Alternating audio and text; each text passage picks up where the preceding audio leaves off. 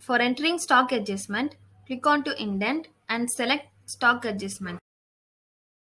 Fill up the add or less column, enter the item code and number of stock.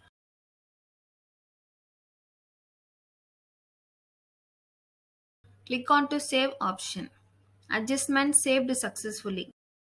For viewing adjustment report, click on to report and select stock adjustment.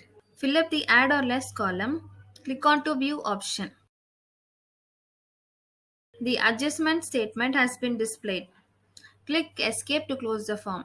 For viewing stock adjustment report, click on to report and select stock adjustment report. Select from date and to date.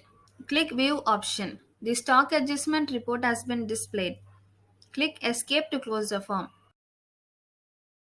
The stock adjustment for linen management has been done successfully. Thank you.